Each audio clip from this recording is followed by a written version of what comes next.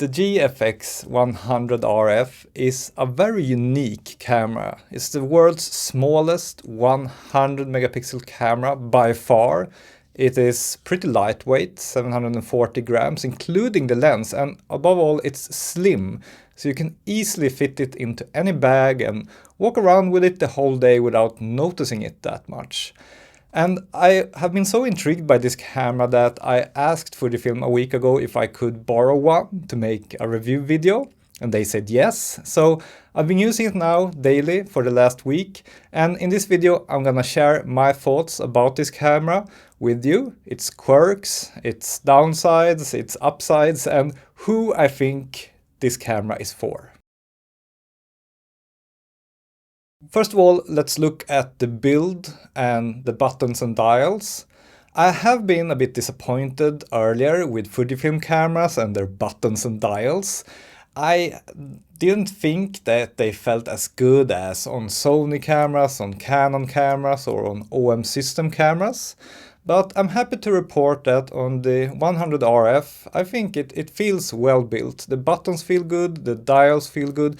There are plenty of buttons and dials and you can assign them to anything. So it's easy to have physical controls for everything you want to do.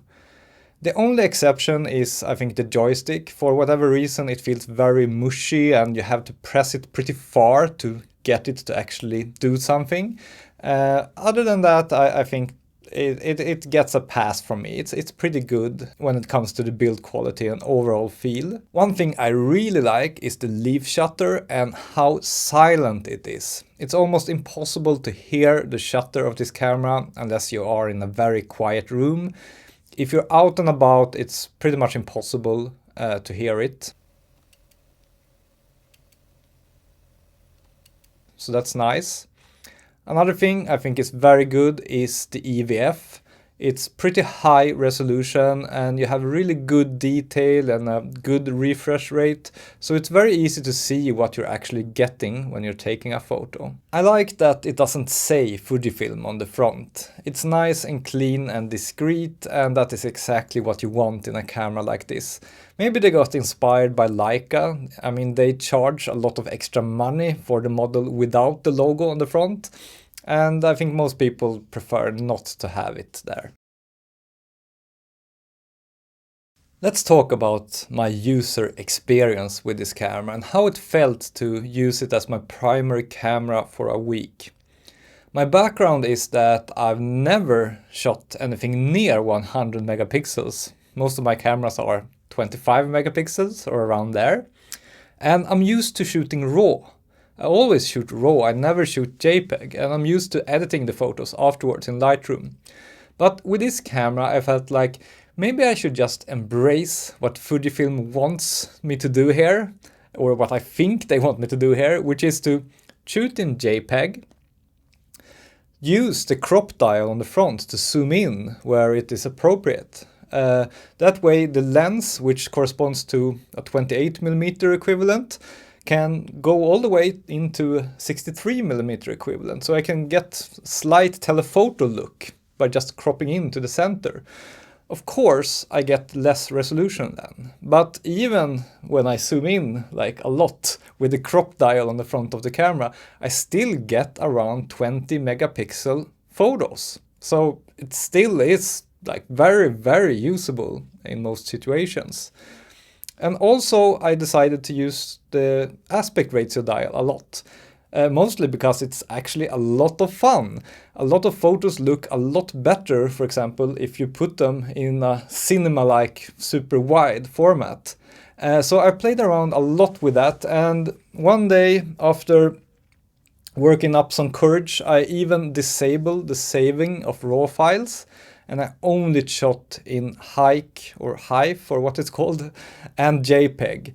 This new HEIF or HEIC format is actually really nice because it's a modern format, kind of like a JPEG, but it stores more color information. It stores 10 bits of colors while keeping the files even smaller than JPEG files. So it's a great format if you want to shoot a lot of big photos, but still have them not take up that much space and still having some ability to actually edit them afterwards.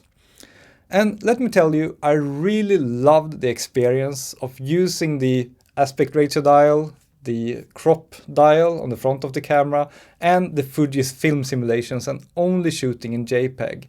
Actually, it worked great, and I found myself becoming a lot more in the moment. Normally when I'm taking photos, I am a bit sloppy because I know that I can always fix them afterwards in Lightroom. But now, when you don't even store RAW files, you have to think a bit more about what you're doing. You have to decide, should this photo be in black and white or color? And if in color, what kind of color? Should the shadows be dark or a bit brighter? And also, what is the best aspect ratio for this photo? Should it be a square, or maybe super wide, or maybe tall? And how much should I zoom in? And I found that having to make all of these decisions on the spot every time made photography more enjoyable. I was more in the moment, it felt more zen-like, and I really enjoyed that photo walk where I decided to not shoot RAW at all. So I think that is probably how you should use this camera. Sure, you can shoot RAW, you can save 200 megabyte RAW files and do the workflow as I did earlier with RAW files, but I don't think it would be as much fun as just embracing the whole Fuji thing. And lately I've felt a bit fed up with all the editing I have to do after a photo walk. Spending a whole day editing photos, it's not always that fun. But if you embrace the Fujifilm workflow, film simulations, cropping in camera, aspect ratio in camera, it's such a nice feeling to come home. You don't need to edit anything. Everything looks good already out of the camera. It's a great feeling. The only thing you need to do is just throw away the bad photos and keep the good ones. And yeah, it's just so much fun. I feel like I want to try more Fujifilm cameras now and just embrace this workflow even more. And if you do decide to shoot in RAW, you can use compressed RAW files that take up less space. They still take up some space. But the nice thing is that when you use the crop dial on the front of the camera to zoom in, it will remember that. So when you open up the RAW file, it will already be cropped in, but you can then change the crop. You can zoom out, so to speak. So that's really nice, and it's good for a workflow where you shoot RAW files with this camera.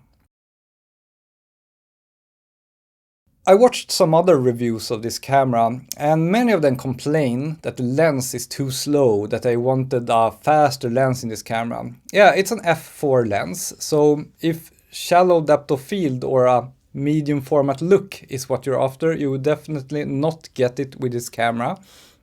But I actually fully support Fujifilm's decision here to not have IBIS and to have a bit of a slower lens, because both of these things were necessary to make the camera this flat. And having this camera this lightweight, flat and small makes it possible to just throw it in your shoulder bag and carry it around with you the whole day. Even if you're hiking or traveling or whatever, this camera is never a problem to bring with you.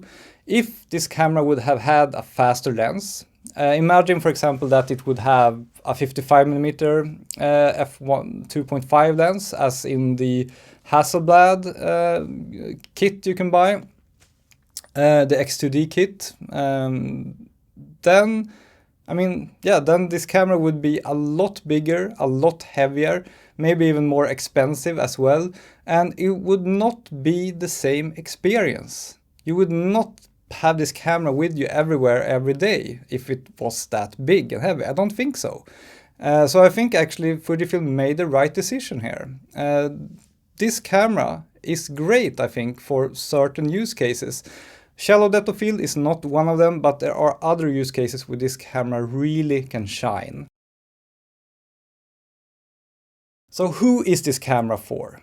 I think it is for hikers, travelers, landscape photographers who want extreme resolution, but also the flexibility to zoom in, lose a little bit of resolution, but still have good resolution, but the ability to zoom in with a very compact camera. A camera that you can bring with you everywhere. If you're traveling the world and you want something small and lightweight, but still want to document everything with maximum resolution, this is great. So any kind of travel, documentary photography, anything where you need highest possible resolution in the smallest possible form factor, then this camera is the only thing on the market. You cannot really get this small and compact without buying this camera if you want super high resolution in a small lightweight body. So I don't think this camera is as niche as I first thought it was. I think it actually can be really useful, and I personally would love to have this as a travel camera, for example. Think of it as the Fuji X106 but on steroids. And if you compare this camera to other similar medium format options, for example the Hasselblad X2D, this camera is actually great value for money. If you can live with a bit of a slower lens that is attached securely on your camera and won't come off, if you can live with that and you made that decision, this camera I think is good value for money. Thanks for watching this video. See you soon again.